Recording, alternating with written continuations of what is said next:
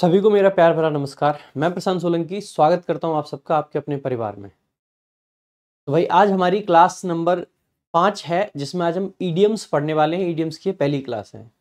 आज ही की क्लास में आप सभी लोगों से मैं एक क्वेश्चन भी पूछना चाहूंगा जिसका आंसर आपको सभी को कमेंट बॉक्स में करना है। आंसर क्वेश्चन क्या, एक्चुअली मैं एक बात पूछना चाहूंगा। जिस तरीके से हमने अब तक वोकैब संजीवनी एक्सप्रेस को चलाया है, एक तो आपको कैसी लगी है सीरीज, तो कमेंट में जरूर बताएं। दूसरा, आप किस तरीके से चाहते हैं कि हम इसको आगे कंटिन्यू करें। क्या हम इस तरीके से ही करें जैसे चल रहे हैं, एक क्लास सिनोनिम, एक एंटोनिम, एक वन वर्ड, एक इडियम, या फिर हम इसको ऐसे करें कि पहले जैसे हमने वन वर्ड्स लिए तो सारे के सारे संजीवनी से वन वर्ड्स कंप्लीट करें, फिर सारे सिनोनिम्स कंप्लीट करें, फिर सारे एंटोनिम्स करें, फिर सारे इडियम्स करें, या इस तरीके से चला जाए। या फिर आप ये चाहते हैं कि एक वीक ये पढ़ाओ, अगले वीक ये पढ़ाओ, अगले वीक ये पढ़ाओ, इस तरीके से चला जाए। तो जिस तरीके से आप चाहते हैं वो कमेंट बॉक्स में ज़रूर बताएं। आप सभी के वैल्यूएबल कमेंट्स पढ़ने के बाद में ही हम अगली क्लास की रिकॉर्डिंग करेंगे, ठीक है। तो वही शुरू करेंगे आज की क्लास। और आज हम ईडियम्स पढ़ाने वाले हैं। ध्यान दीजिएगा, ईडियम्स को याद करने के लिए बहुत ज़्यादा ट्रिक्स की आपको ज़रूरत नहीं होती है। हमेशा जो ईडियम होता है 99% उसी में उसका मीनिंग भी छुपा होता है। तो और दूसरा भाई एक बात फिर से कहूंगा कि ज़्यादा से ज़्यादा लोगों को जोड़ें, ज़्यादा से ज़्यादा वीडियो को शेयर करें, हर जगह तक ये वीडियो पहुंचनी चाहिए भाई, ठीक है।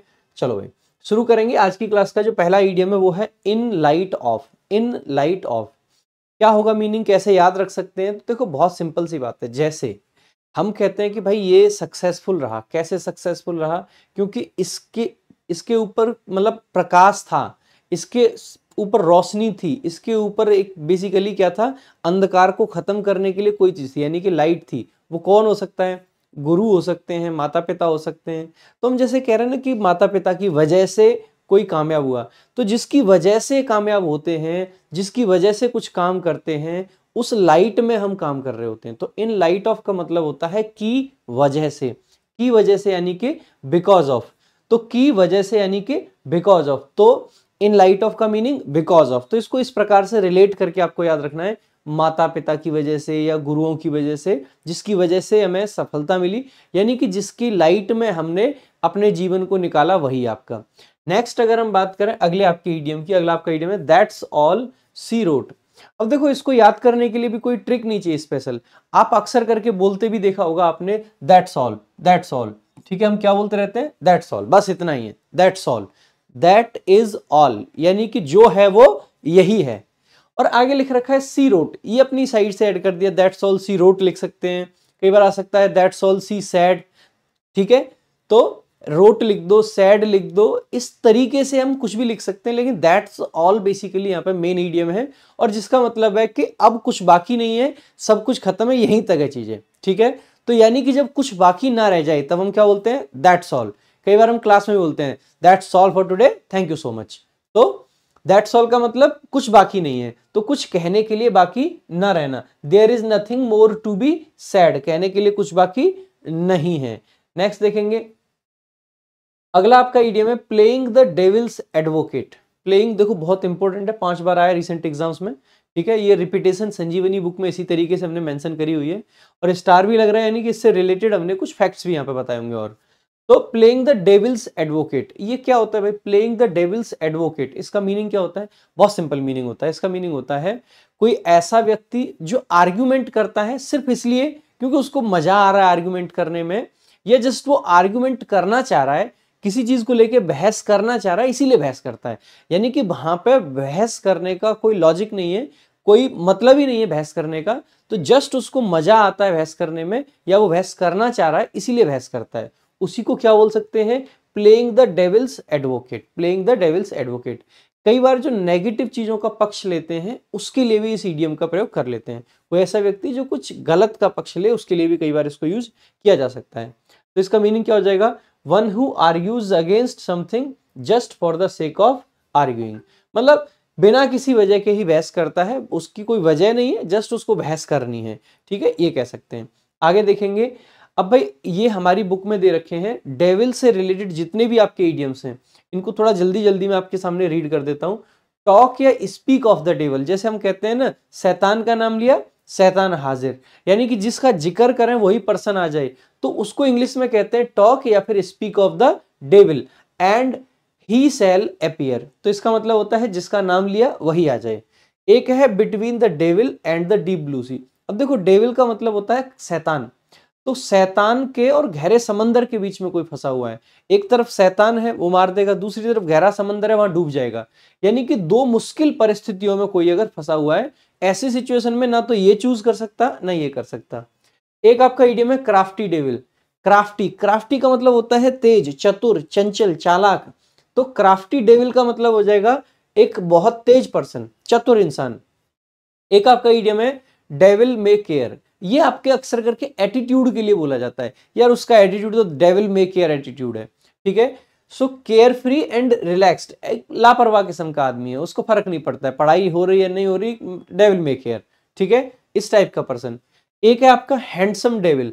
हैंडसम डेविल होता है एक कोई पर्सन ऐसा जो बहुत चार्मिंग है, टू चार्मिंग और मिस्चीवियस पर्सन, ठीक है। टू चार्मिंग, बहुत ज्यादा चार्मिंग है, ठीक है, या फिर मिस्चीवियस है, ठीक है। तो टू चार्मिंग या मिस्चीवियस पर्सन। उसके अलावा सुंदरता की वजह से चतुर और खतरनाक व्यक्ति कह सकते हैं इसको हिंदी में। बाकी 6th नंबर पे एक और इडियम है लकी डेविल। लकी डेविल देखो यहाँ पे वर्ड से ही समझ आ रहा होगा, जो बहुत लकी हो, जिसकी किस्मत बहुत अच्छी हो, वो लकी डेविल। एक आपका इडियम दे रखा है आइडल यानी कि खाली। आइडल हैंड्स या फिर mind are devil's tools. Tools भी लिख सकते हैं, वर्कशॉप लिख सकते हैं, प्लेथिंग लिख सकते हैं, इस तरीके से आ सकता है। इसका मतलब है खाली शैतान ना, मतलब खाली हाथ ना शैतान के टूल होते हैं। खाली हाथ या खाली दिमाग शैतान का टूल, यानी कि जब आपके हाथ खाली हैं तो संभावना है कि आप कुछ गलत कर दो। आपका दिमाग खाली है तो संभावना है कि आपके दिमाग में गलत चीजें आए, ठीक है। तो इसका ये मीनिंग होता है। तो खाली हाथ होंगे, खाली दिमाग होंगे, तो इसमें गलत चीजें आपके होने के चांसेस हैं, गलत चीजें आपके दिमाग में आने के चांसेस हैं। इसीलिए अपने दिमाग को बिजी रखें और पढ़ाई करते रहें। डेविल बीटिंग हिज वाइफ, इसका मतलब क्या होगा भाई, इसको हम तब यूज करते हैं जब आपका बारिश भी हो रही हो और धूप भी निकल रही हो। कैसे रिलेट करोगे भाई, डेविल का मतलब है शैतान जिसके अंदर बहुत गर्मी है, ठीक है। तो गर्मी की वजह से धूप निकल रही है, और क्योंकि वो अपनी वाइफ को बीट कर रहा है, पीट रहा है, तो उसके आंसुओं की वजह से वो बारिश हो रही है। तो इस तरीके से आप इसको याद रख सकते हैं, ठीक है। एक आपका है devil lies in the details. Devil lies in the details का मतलब ये होता है कोई चीज जो देखने में सिंपल लग रही है, लेकिन जब उसको गहराई से पढ़ा जाए तो उसमें बहुत सारी चीजें निकल के आएंगी, डिफिकल्टीज होंगी उसमें, ठीक है, डिफिकल्टीज होंगी। तो देखने में आसान है, लेकिन अगर गहराई से उसको पढ़ा जाए, समझा जाए, तो उसमें मुश्किलें होंगी। अगला आपका इडियम है भाई to crow over something. To crow over something का मीनिंग क्या होता है? टू क्रो ओवर समथिंग, देखो टू क्रो ओवर समथिंग का मतलब होता है जैसे हर बात पे काव काव करना, जैसे कौवा करते हैं ना काव काव, हर छोटी छोटी चीज पे काव काव करने वाला, यानी हर चीज में मतलब बड़ी अपनी सेगी बगाड़ने वाला। एक ऐसा इंसान जो अपनी बड़ाई करता रहता है, कोई भी बात हो उसको अपनी बातों को लेके काव काव करनी है, यानी कि वो अपने बारे में बहुत काव काव करता है, कौवे की तरह चिल्लाता चीखता रहता है, यानी कि अपनी बातों की बहुत बड़ाई मारता है, तारीफ करता है। तो टू रेवल बोस्टफुली ओवर समथिंग, किसी बात पर सेखी बगाड़ना, सेखी बगाड़ने को बोलते हैं basically to crow over something. जैसे ये देखो कौवा काव काव कर रहा है, ठीक है। नेक्स्ट देखेंगे अगला आपका फ्लाई ऑफ द हैंडल। अगला आपका इडियम है fly of the handle. Fly of the handle, देखो ऑफ का मतलब होता है हटना, और यहां से ना हैंडल यानी कि जो पकड़ है, अगर पकड़ छूट जाए या पकड़ बंद हो जाए तो आपका दिमाग कैसे हो जाता है, एकदम दिमाग पे आपकी जो पकड़ है वो हैंडल से छूट जाए तो इसका मतलब है बेटा अब कोई कंट्रोल नहीं रहा, माइंड पे कोई कंट्रोल नहीं रहना, अचानक से गुस्से में आ जाना, अचानक से एकदम बहुत तेज गुस्से में आ जाना। तो to lose one's temper suddenly and unexpectedly, अचानक से अपना आपा खो देना। तो जो हैंडल यानी जो कंट्रोल है वो ऑफ हो गया, तो कंट्रोल ऑफ होते ही क्या हो जाएगा, आपका पारा चढ़ जाएगा, एकदम से कंट्रोल खो दोगे आप। नेक्स्ट देखोगे अगला जो आपका इडियम है वो है कॉट रेड हैंडेड, रंगे हाथों पकड़े जाना। लाल हाथों पकड़े जाना नहीं, रंगे हाथों। आपने इसको कैसे याद रख सकते हैं, आपने अक्सर करके मूवीज में देखा होगा, जैसे पुराने टाइम पे जो मूवीज होती थी, तो जैसे किसी को रॉबरी नहीं, एक्चुअली ब्राइबरी की बात करें हम, जो रिश्वत देने की बात करें, तो पुलिस को अगर किसी पर्सन को रिश्वत लेते हुए पकड़ना होता था तो क्या होता था, वो वाले नोट मिलते थे जिन पे केमिकल होता था एक, ठीक है। और जैसे ही वो नोट पर्सन ने पकड़ लिए, उसके बाद में पुलिस उसको पकड़ के, क्योंकि रंगे हाथ पकड़ना है इसका मतलब है उसके हाथ एक विशेष प्रकार के केमिकल में वो डुबोते थे, और अगर उसने वो नोट टच किए हैं तो उसके हाथ वो लाल हो जाते थे। नॉर्मल पर्सन के नहीं होंगे लेकिन उसके हो जाएंगे। तो जब वो लाल हाथ हो जाते थे तो वहीं से ये इडियम बना था cot red handed. Cot red handed. बाकी इसको याद करने के लिए आप ऐसे भी समझ सकते हैं कि जिसके हाथ, जब जिस टाइम पे किसी ने क्राइम किया यानी मर्डर किया है तो हाथों में खून लगा होगा, खून लगाए तो उस टाइम पे ही पकड़े जाना जिस टाइम पे खून किया है, यानी कि रेड हैंडेड। तो ऐसे समझ सकते हो इसको। तो कॉट रेड हैंडेड का मतलब होता है किसी का उस समय पकड़े जाना जिस टाइम पे उसने क्राइम किया हो। ठीक है, caught at the moment doing of something wrong, कुछ अवैध करते हुए रंगे हाथों पकड़े जाना बेसिकली। तो यही होता है कॉट रेड हैंडेड। अगला आपका इडियम है N arm and a leg. देखो अब इसकी फ्रीक्वेंसी अगर आप देखो तो पिछले 2-3 साल के अंदर 7 बार पूछ लिया गया है, तो बहुत इंपॉर्टेंट हो जाता है ये इडियम। एक्चुअल में ये इडियम अगर पूरा देखें तो ये इडियम होता है टू कॉस्ट। कॉस्ट का मतलब है किसी के, मतलब जैसे हम कुछ खरीदने गए तो किसी चीज की कॉस्ट क्या है, हमें कितना उसके लिए पे करना है, तो यही इसका मीनिंग होता है to cost an arm and a leg. यानी किसी चीज के लिए उसकी कॉस्ट क्या बन रही है हमारी, कि एक आर्म और एक लेग। तो कोई चीज कितनी महंगी रही होगी, अगर किसी चीज को खरीदने के लिए, किसी काम को करने के लिए आपको एक हाथ और एक पैर देना पड़ जाए तो कितनी महंगी होगी, बहुत महंगी। सस्ता सौदा तो नहीं है, ये तो आईफोन से भी महंगा हो गया है ना। आईफोन में एक किडनी जा रही है बस, यहाँ पे एक हाथ एक पैर जा रहा है, तो बहुत महंगा। तो इसका मीनिंग भी वही होता है, N arm and a leg का मीनिंग क्या हो जाएगा, वॉज वेरी एक्सपेंसिव, बहुत महंगा होना। ठीक है, आगे देखेंगे। अगला आपका इडियम है to get into hot water.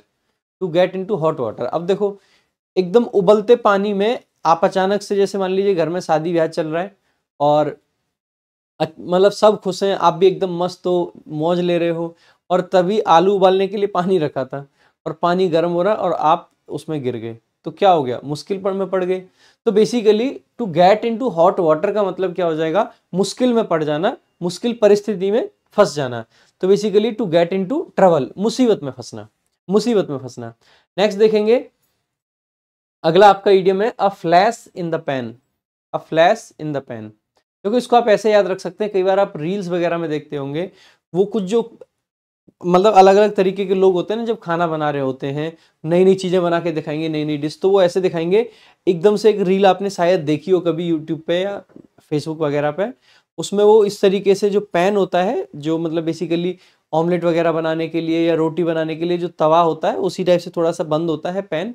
तो पैन में बेसिकली वो इस तरीके से उसको उछाल के उसमें आग लग रही होती है। तो जो फ्लैश होता है, जो लाइट होती है, वो आग जो होती है वो उसमें क्षण भर के लिए आती है। तो अ फ्लैश इन द पैन का मतलब क्या हो जाता है, क्षण भर की सफलता। यानी कि कोई काम करने में सफल तो रहे लेकिन वो टिकेगा नहीं लंबे टाइम तक, वो क्षण भर तक का है। Something that is successful for short time के लिए सक्सेसफुल हो, यानी कि क्षणिक सफलता या फिर कुछ पल की सफलता। अगला आपका इडियम है raise the roof. Raise the roof.